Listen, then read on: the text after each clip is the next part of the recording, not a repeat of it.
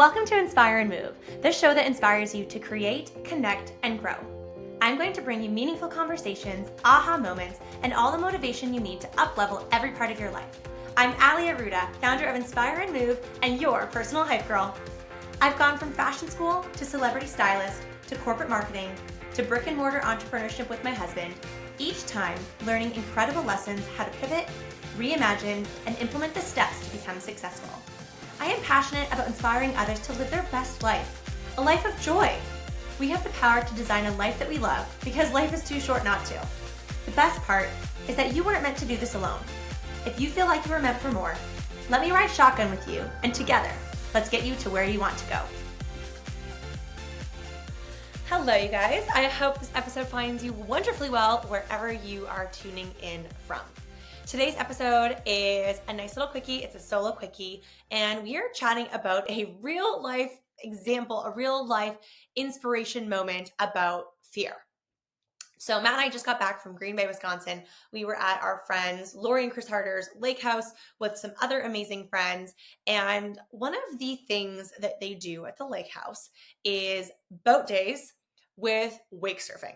And I just want to paint a picture here because this is going to provide a lot of context around this experience. So Matt and I were so fortunate enough to have this invite to their lake house last summer, which is so exciting. You know, you're going somewhere new. You've never really spent a couple days together. So you have those nerves that are exciting. But then these are adventure friends. These are super active friends that do a lot of like snow sports, water sports. And I have really realized that Matt and I don't do that. We are super active. Yes, we love to work out. We love to move. We own a gym, but we are not well versed in water sports or snow sports. So just again, painting this picture for you to come along with me here on this journey is last summer when we were there, we tried wake surfing for the first time.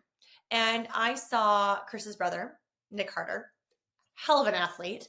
He goes up first to wake surf. I'm like, oh my God, I can do that. That looks like he makes it look so easy. I've got great balance. I've got good core strength and stability. We're active. We're athletic.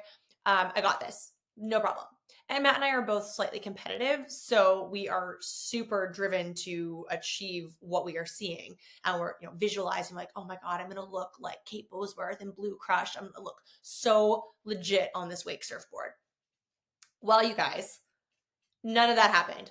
All that Matt and I both did last summer was effectively exclusively waterboard. We didn't get up. We were just smashing the water. I actually would like to put a reel together of all of the outtakes from last summer because it also feels very similar to entrepreneurship. You know, when you have a challenge, you're like, oh, I just basically ran my head into a wall with a challenge. And you just kind of like workshop what the solution is. So this was the experience we had last summer when we tried this for the first time. And also, again, painting the full picture, Matt and I were both so frustrated.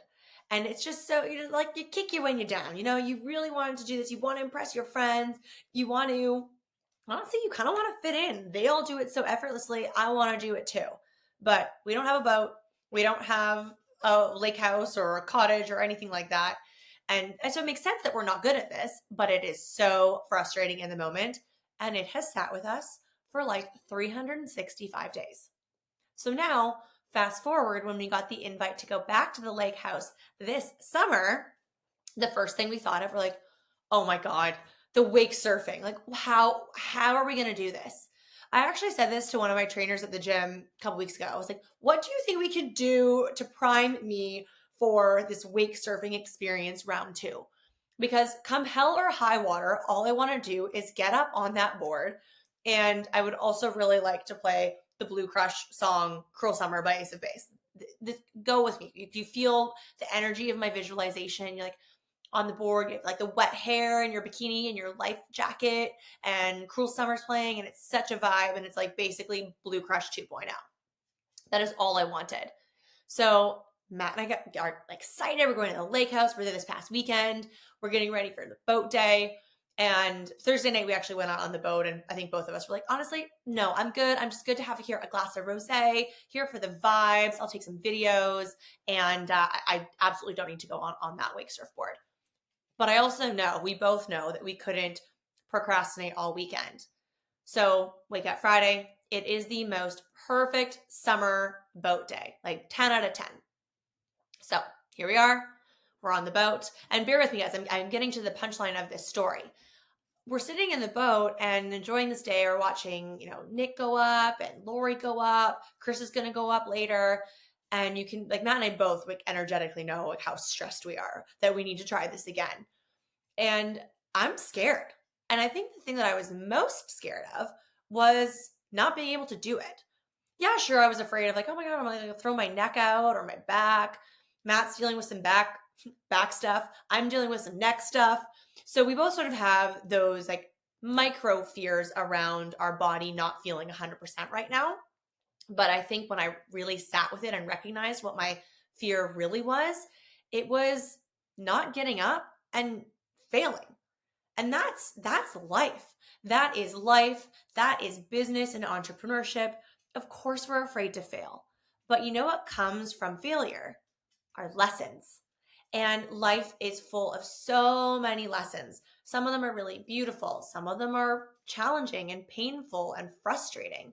And, even to kind of give you an example of like a painful lesson, losing my brother, which is coming up to be 20 years ago. It'll be 20 years this August, which is wild.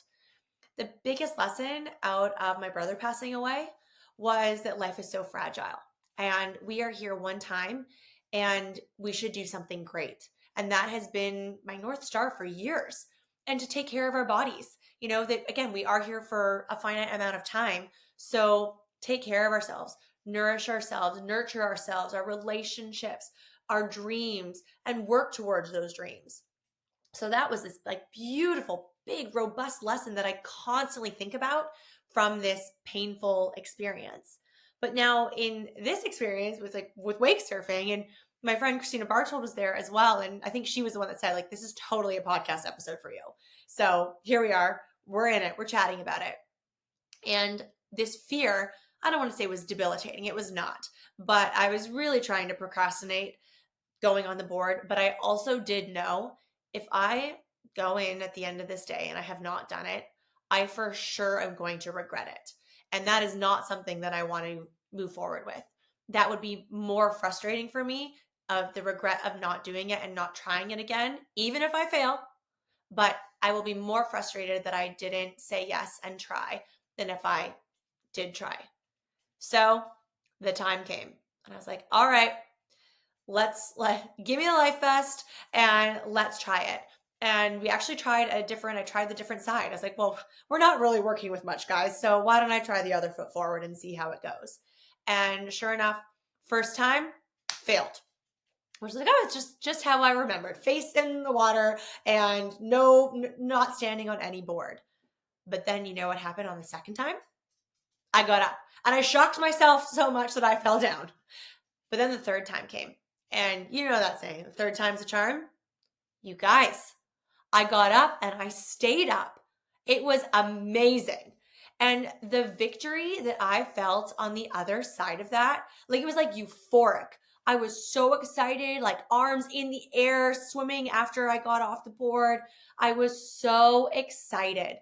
And then I tried again and I lasted a little bit longer. And then I tried again and I was up for like 5 minutes, to the point where I was like, okay, my forearm hurts holding onto this rope, my calves, my toes, everything is working. But I felt like $1,000,000. And the best part, I was on there long enough for the song to play. I actually got to hear the Ace of Base Cruel Summer song and had my blue crush moment. And what was on the other side of this fear was euphoria, was enthusiasm, was encouragement. I mean, it also helped that everybody in the boat is an entrepreneur and like are big personal development junkies. So you are literally with the best hype squad ever, not only going through the difficulties when you're not getting up, and they're encouraging you and you're telling you these things like positive affirmations to basically tell yourself that Allie's going to get up. I'm going to get up. I'm going to stay up. And those words of affirmation, they worked, you guys. Between the visualization that was in my mind, actually visualizing myself getting on that board, flowing through the water, and like the speakers blaring, like they had this amazing boat, and the speaker system is like a concert. And I could visualize all of that. And when you tap into those senses in that visualization, like, what does it look like? What does it feel like? What does it sound like? It sounded friggin' badass. And it was. It was so badass. And the rest of the day for me was 10 out of 10. This was in like a top 10 moment for me because I tried something new. I mean, it was new last summer, but the second time I did it was literally this weekend. So I tried something new. I tried something I was fearful of and tackled those fears and smashed it. So this is a little reminder for all of us to try things that scare us. You don't want to say like, I'm just actually going to climb to the top of the CN Tower and stand outside as if there's a patio, or the Empire State Building, or, any of these high buildings, the Eiffel Tower. Obviously you want to be mindful and delicate with yourself of the things that you're going to do that scare you. But let's just peel back these layers and go very micro. Like maybe it's sending a DM and asking for something. Maybe it is meeting a friend in a workout class and you kind of want to be friends. So you ask them for a coffee. Yes, that could be scary because they might say no. But is that the worst thing that would happen?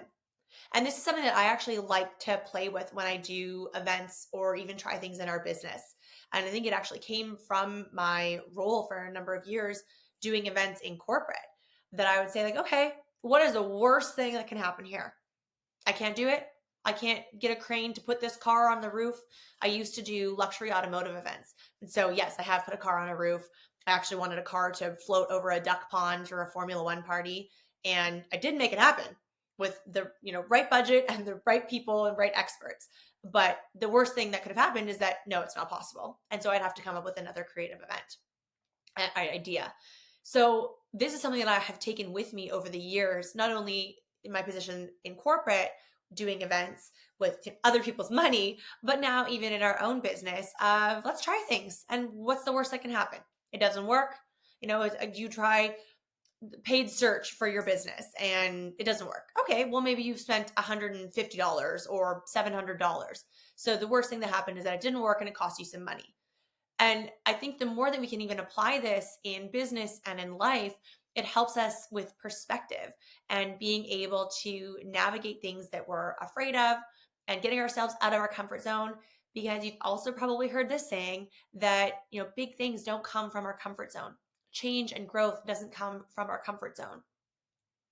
Being on that wake surfboard was not comfortable. That was definitely not a comfort zone for myself or Matt. And I should also say and clarify, Matt also got up on the board. So I just want to make sure that doesn't go unrecognized here on this episode, talking about our fears and traumas from last summer with this wake surfboard.